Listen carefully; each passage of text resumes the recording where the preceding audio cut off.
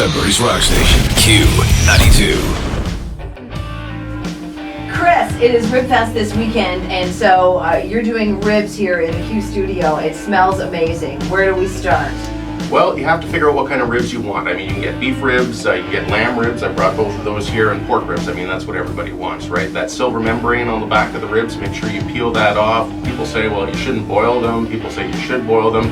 It's entirely what you decide to do with your recipe. What I did here with these ribs is I smoked them. So you get a little smoke box. If you don't have a smoker, put it on your barbecue. A little bit of TLC, keep your barbecue between 200 and 225. Let it go for about 3 hours, and you're going to end up with really good ribs.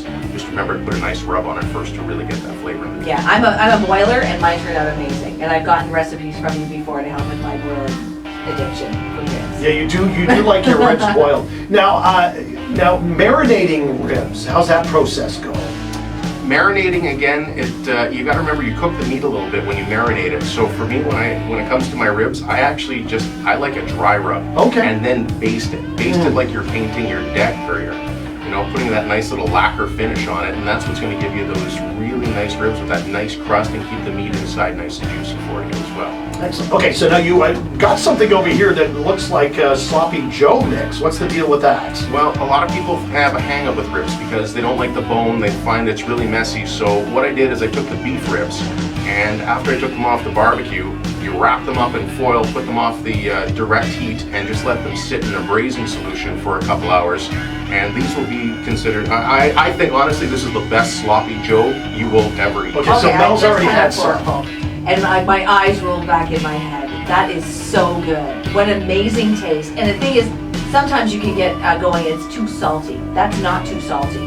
That is just a wonderful flavor. So you put that on a bun for the kids or whatever, and they can have, to like the sloppy rib. So you got something here for everybody. Tell us a little about the lamb. Well, lamb, again, is a very fatty meat, so putting it directly on the heat, you gotta be careful about that. So I actually have a little rib rack that I have for the barbecue. Pick that up at most hardware stores. Okay.